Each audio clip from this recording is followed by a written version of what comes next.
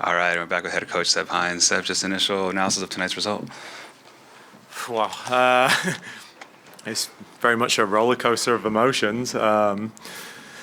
Listen, the players were terrific. The attention to detail defensively stopped a lot of promising attacks that Angel City possessed. They've been on really good form as of late. So, yeah, I think we did a great job within that.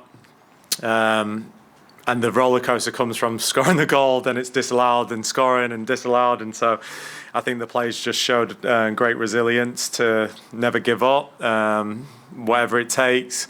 And even when you concede so late on, to still push and try and get a winner, testament to them and their attitude. Awesome. Seb, just kind of walk me through preparations into the game. First 15 minutes, you really pressed Angel City high, caused a lot of turnovers, created a lot of chances. Just what was the kind of mindset that you saw in film of really pressing hard those first 15 minutes and trying to get your team on the front foot early? I think going into the game, obviously we had a quick turnaround. We haven't really had much chance since the season started to really have a full week of training, preparing for a game, and that's the challenges now with, midweek games and everything. Whereas, Angel City had a full week to prepare for us. So we spoke a lot about the Gotham game, the Chicago game, where we can still find areas to improve. We showed film of what Angel City had been doing in the previous 3 games and try and take away a lot of those moments away. I thought Raffin, Macy, Corey did a great job of reducing the space where they could really exploit us with Jon Stotter. And also that starts in the front line in the midfield, making play predictable, reading those cues to put them under pressure and try and create goal-scoring opportunities from our defensive structure. And then within the build, again, just find good spaces, find gaps, find the individual battles that you want. Didn't really create too much, within our build-up, which again is an area that we need to improve on. But defensively, we were good, and at times in transition, we posed a threat. The goals were not pretty, and that is fine. But can you be in the right positions, which obviously McCutcheon was, and she could have had a hat trick tonight. You get what you deserve. Earlier in the week, you kind of talked about Angel City and how teams have kind of gifted them goals. You made sure that the team was solid defensively. I know we've kind of talked about this the last couple games, but the evolution of this defense, especially with Haley May suggesting to playing in the middle with center back, and just really not allowing these teams chances. Can you just talk about what you've seen from a week-to-week basis in terms of their cohesion and consistency? Yeah, I think you said it there, the team cohesion, and like you said, Macy's playing a new position now for us.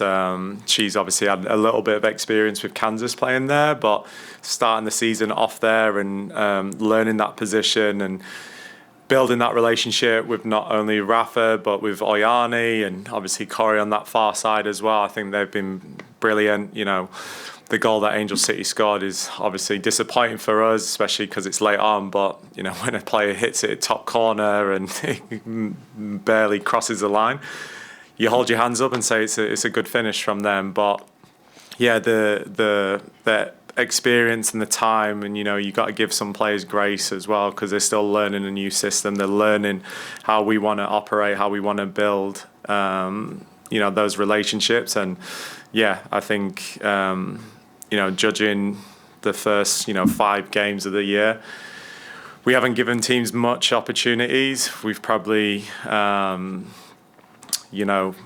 one moment of lack of concentration, and we've been punished. But I think now you're starting to see a team that's locked in all the way from the first minute to the last minute. And so, yeah, we want that to continue. Well-deserved break now. Obviously, players going on international duty, but it allows us to reset and go again for the, let's say, second quarter of the season. Goal line to Osley. Hi, Seb. Congratulations. This is Asa Pellet with The Athletic. Do you have any thing you can share about Jackie's injury? Is that something to worry for the season, or it's just a temporary situation? I don't know yet. I'm sure medical staff will assess her and let us know in good time. But we just hope that she's fit and she's healthy. And yeah, she's a really important player for us, and we'd hate for her to miss out on any games for us. Okay. Well, good luck. Thank you. Thank you.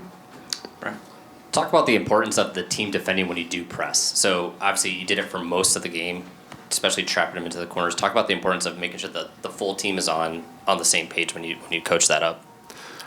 Yeah, I think it's we spoke about it today. The distances, right, and they are a team that likes to build. You know, Fuller goes inside, Giselle Thompson goes high. At times, Neely Martin will drop into the back line, and they want to cause those confusing moments. And so, the distances from the back line. No, I'll even start with Anna. Right, Anna, the back line to the midfielders to the forwards. You got to make sure that we're close enough to go and affect it. We weren't always successful. They were able to get out at times, but then the recovery to get behind the ball was really impressive from our players. And so, yeah, I think with how Angel City have played in the last 3 games, they are ultimately looking to exploit that space in behind with Jonsdottir. And I think we kind of reduced the amount of times where she could actually get in behind, face forward, and go to goal. And maybe she did it maybe 1 or 2 times, but there was enough cover there and enough help to stop her from getting a clear-cut opportunity. Seb, you kind of mentioned earlier about the building into the attack and the creation chances in transition. You had a lot of long balls over for Barb to run on, but when you have a defensive player like Sarah Gordon who can kind of match her for pace, how do you kind of adjust tactically on the fly, and especially for Barb, as you have said in the past, she's still kind of learning how to play against those kind of defenders. What kind of advice can you kind of give her in those moments? Yeah, I'm quite demanding with her because I think there's so many levels she can reach. But I also have to give her grace because she's been out for so long, and we're really asking a lot from her. And I think it's the concentration element.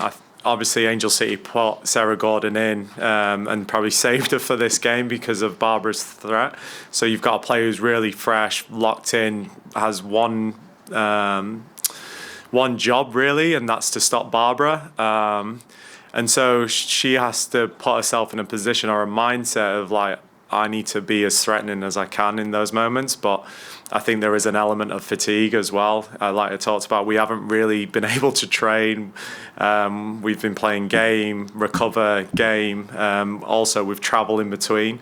So it does take a toll on your body and mind. And I think when obviously we got the goal, we brought in obviously Marta, moved Marty as a 9, and shifted Barbara as a Y player. And so you get her joy and directness, dribbling at people, receiving the ball, facing forward, taking players on, great cross into a dangerous area with her left foot, and the result is a goal. So we're not afraid. We discussed it as a staff. It's a great idea to put her more on that left-hand side to receive it, get away from players like Gordon and Emily, and isolate the fullback in a 1v1 situation. And yeah, it worked. Goal line to Luis. Hi, Seb. Congrats on the win. The win moves the Pride up the table. How important is to pick up maximum points at home with home supporters, and what does it do for confidence heading into the next stretch? Well, we're just going to enjoy this moment right now. Like I said earlier, I think in the first 2 games at home we've been performing really well. I spoke after the Denver game. We've had 46 shots after 2 games, so the goal scoring, the chance creation was there. We've kind of looked at how we can be more solid defensively, and And so, yeah, we're continuously trying to evolve how we want to play, how teams come here and have a game plan and trying to negate as much as they can against us. But yeah, I'm super proud of the team and their resilience, their passion, you know, getting the fans off their feet. And again, very unlucky not to get an earlier goal, and that's hard to take because you never feel like it's going to work in your favour. But the players and the staff just work so hard to try and put us in a position to win, and now you can see the result when you've got a collective effort to never give up and keep going. And so yeah, I'm really happy. You know, it rounds off a decent first quarter of the season. Again, like I said, we'll reset, internationals go on international duty, and then we'll prepare for the next game when everyone comes back. Awesome. So I just wanted to ask you about the importance of Haley McCutcheon, especially so far this season. You've asked a lot of her in different portions of the midfield, kind of playing almost as a 10 the last couple of games, but just her energy, her leadership, kind of directing traffic, and then just being in the right spot at the right time. It feels like, the last couple of years she's had that knack for goal. After having not really scored much of her career. I think tonight was actually her first brace of her career. So just talk about her importance and what she brings to this team. Yeah, I mean, since I've been in this position as the head coach, she's been tremendous for us. Obviously, when she first came, she was a fullback, she was a right back, and I think people forget that. She's evolved her game. It's funny because we had a conversation leading up into this game and just be a little bit more, optimistic in the attacking third. Take more risk, get yourself in good positions, and when she does that, she gets a reward, and she probably won't score an easier goal than the first one where it's just laid on a plate for her and she just has to tap it in. And so, yeah, that's what she brings. She brings that energy. She brings a competitiveness. She epitomizes this team, and I'm so happy for her because she gets the reward of all her efforts and work that she puts into this team.